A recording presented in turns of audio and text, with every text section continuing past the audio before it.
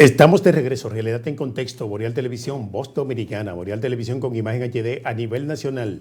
Y es todas las plataformas digitales, ahí está Boreal Televisión. Cerda, el presidente de la República en la CELAC, ¿o tenía algo que decir antes? Sí, agradecemos, porque sí fue interrumpido por el hecho de la entrevista que tuvimos con el senador de Elías Piña, el señor Iván Lorenzo. Había que hacer ese homenaje a todos ustedes por el privilegio que nos conceden de aceptarnos en sus hogares o en sus casas, en sus oficinas, donde sea, que nos reciben en esta señal que le trae Realidad en Contexto. Vivimos el día de hoy, el 18 de julio. En este día, la Tesorería Nacional de la República Dominicana expide el cheque por la suma de 9 millones. Eso fue en el año 1947, con el cual se paga la deuda externa. La deuda externa, esa es la efeméride del día de hoy, nacional e internacionalmente. En el 1898, el matrimonio de químicos Pierre y Marie Curie descubren el polonio, que es un elemento de la tabla periódica. Y en el 1918 nace nada más y nada menos que Nelson Mandela. Hoy, 18 de julio. Bueno, y a propósito del primer tema que usted acaba de abordar en la efeméride que ha mencionado, la deuda externa. En la época de Trujillo. Ahora sí es externa, es impagable. Fue todo un evento. Había que tomar en cuenta esa parte, que el tirano, Rafael Leónidas Trujillo, tenía esa posibilidad, primero por el monto de la deuda y segundo tomando en cuenta que el principal acreedor de la República Dominicana, que siempre ha sido los Estados Unidos, con quien tenemos la balanza de pagos más, digamos, activa de todas las personas, de todos los países con los cuales negociamos.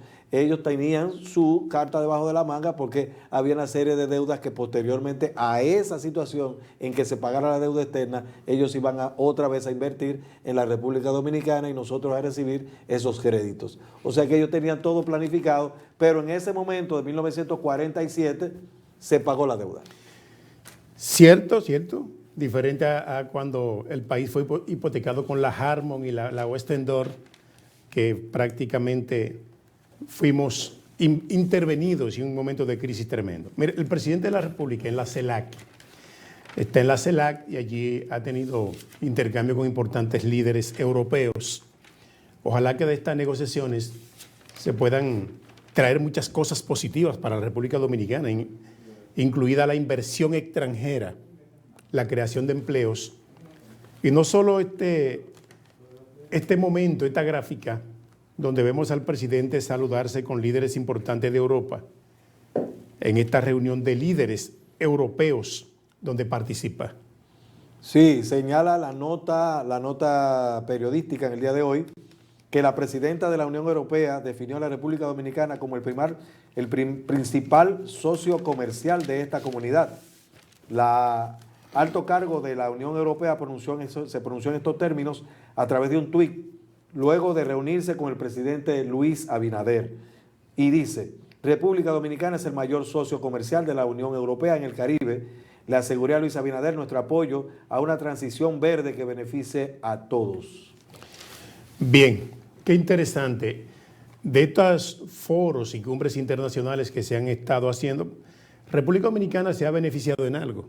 Y es que ya nos conocen a nivel mundial, país que ocupa un pedacito del mapa que a nadie le interesaba saber dónde queda República Dominicana. Pero no se olvide que nosotros somos el principal suplidor de banano de todo el Caribe. Nuestros otros competidores se encuentran en el área continental, ya Colombia, Perú, en la misma Centroamérica, pero de aquí, de estas islas, de esta parte, quien produce más guineo de todos es la República Dominicana, y por tal razón la mayor cantidad de ese producto que se recibe de esta área viene de República Dominicana. Resaltar que República Dominicana se ha insertado en el concierto de naciones del mundo a partir de los gobiernos del año 98, del año 96-2000, del 96-2000, 2000-2004 y de ahí para acá. nos han tomado en cuenta para participar incluso como presidentes pro tempore de esas integración de países internacionales. Además, nuestro país fue uno de los pocos latinoamericanos que ha llegado a ser miembro no permanente del Consejo de Seguridad de la ONU. Miembro no permanente en la pasada gestión. Algo tan interesante como eso. Queremos resaltar el hecho de que en esa reunión en la que se encuentra en Bruselas el presidente Luis Abinader, presidente de la República Dominicana, se encuentran allí una serie de temas que se están debatiendo. Entre ellos está el hecho de la participación de América Latina y los países del Caribe como parte de América y América Latina para que tomen ese tipo de posición. Y hay una especie de choque porque la Unión Europea, dice la nota periodística, aspira a que la cumbre de ambos bloques, que ambos bloques celebran en Bruselas, concluya con una condena a la invasión de Ucrania. Sin embargo, los países de América Latina se niegan, tomando en cuenta que Rusia es un país que ha venido suministrando una serie de tecnologías y dinero de compra a estos países y no le interesa, esa es la realidad, no le interesa a los países de América Latina y del Caribe una confrontación, un enfrentamiento con ese bloque, con esa potencia tan grande que lo forma la misma Rusia. En el día de ayer, Vladimir Putin anunciaba que ha cancelado ese acuerdo, ese permiso que le daba la oportunidad a los buques salidos de Ucrania cargados de grano, principalmente de trigo, que abastecen de esa harina de trigo para estos países que no la producimos. Y entonces tenemos que a partir del día de ayer no va a ser posible que nos lleguen con la misma fluidez este material con el cual se preparan bizcochos, panes que nosotros consumimos en la República Dominicana. Atención con eso, y precisamente por esa situación de que quien tiene esa llave es Vladimir Putin, los países de América Latina aún se encuentran reunidos con los miembros de la Comunidad Europea, no les interesa apoyarlos en contra de esa invasión que tiene en Ucrania. Será mucho más preocupante todavía la situación de la crisis alimentaria de América Latina. Pero un imputado que dice participó en un entramado de corrupción en el Ministerio de Agricultura. ¿Qué dice él? Oiga qué información tan interesante. Que de 2.4 millones de pesos que estaban en sus manos, devolvió a su jefe 2.111 millones. Este imputado es Antonio Paredes Elisandro, quien junto a su superior inmediato, Julio Domínguez, fue sometido, a él lo sometieron a la justicia acusado por un desfalco que habrían cometido en el Ministerio de Agricultura. Esto ocurrió en el Ministerio de Agricultura. Él lo hace a través de una carta remitida al titular de la Procuraduría Especializada en Persecución de la Corrupción, el PEPCA, a Wilson Camacho, donde el 13 de marzo de 2021 fue sometido a un interrogatorio. Paredes Lisando explicó que entró a trabajar en agricultura como empleado nominal, en ánimo de cooperar con el gobierno, del cual fue parte en su campaña para el cambio y con esperanza de un nombramiento que no consiguió. Oiga cómo va el asunto. Bueno, pero oiga esto. Pasa algo. Yo siempre me detengo en observar la conducta de los abogados cuando asumen la defensa de estos casos. Y mi prédica siempre será sobre la base de la deontología, de la ética que deben mantener estos abogados. Puede que me hagan caso, puede que no, pero esta voz no se va a callar en ese sentido. Y la nota periodística señala que el abogado Marino Elcevir, abogado de uno de ellos, de Julio Domínguez Solano, admitió, calificó el robo millonario como insignificante y lo atribuyó a enfrentamientos dentro del partido de gobierno. Es que haya un enfrentamiento, es lo mismo, siempre viven diciendo que es político. Es que usted llega a un cargo político porque el político le da el nombramiento. Entonces, siempre va a tener una carga política, pero esa no es la causa. Usted tiene que defenderse de su acusación para lograr su inocencia. Entonces yo no termino de entender a estos abogados que son políticos, sí, pero que siempre va a ser político. Ahora, ¿qué tú puedes decir, aún habiendo recibido, como muchísima gente, nombramientos políticos, qué tú puedes decir de tu inocencia? ¿Qué tú puedes decir sobre eso? El CEBIF es el abogado de Julio Domínguez Solano y desmintió al Ministerio Público al asegurar que el monto sustraído no llega a los 3 millones. Y aunque fueran 4, sigue siendo de muy poco valor según él, pero eso no quiere decir que no lo tomó. Desde su punto de vista, en comparación con los demás 9.000 millones de presupuesto con lo que cuenta el Ministerio de Agricultura. Y dice él, este es un caso pírrico, se trata de 2.420.000 pesos.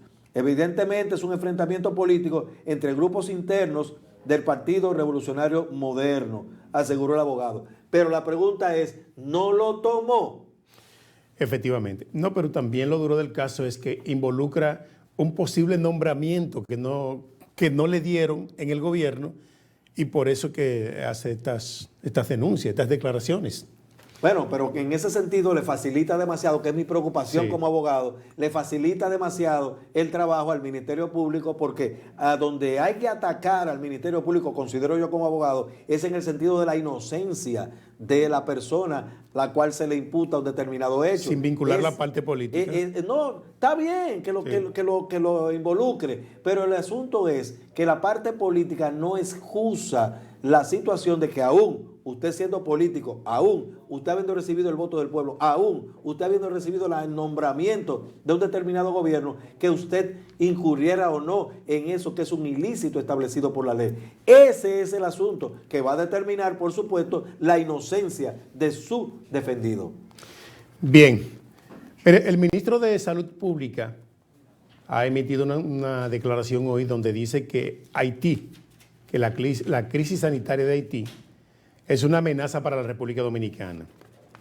Dice él, Daniel Rivera, que aquí, mientras Haití no existan controles, mientras no existan controles en la frontera y de manera muy especial controles sanitarios respecto a la migración haitiana, entonces seremos una amenaza permanente, conforme ha indicado Daniel Rivera. Además, dice que debido a la falta de hospitales públicos en Haití, el número de parturientas haitianas aumentó de un 15 a un 35% en República Dominicana.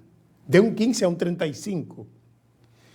Que hoy hay una discusión entre los diputados, según la nota que tengo, que indica que ya hay opinión a favor y en contra de que se le cobren los hospitales a las parturientas haitianas, a las que vienen de Haití a parir en los hospitales dominicanos.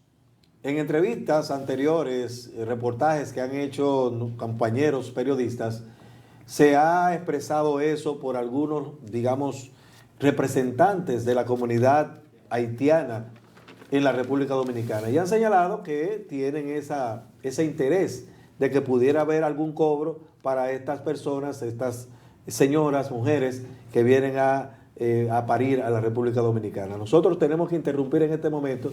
Dirección nos hace señas de que tenemos que hacer esa pausa y volvemos brevemente.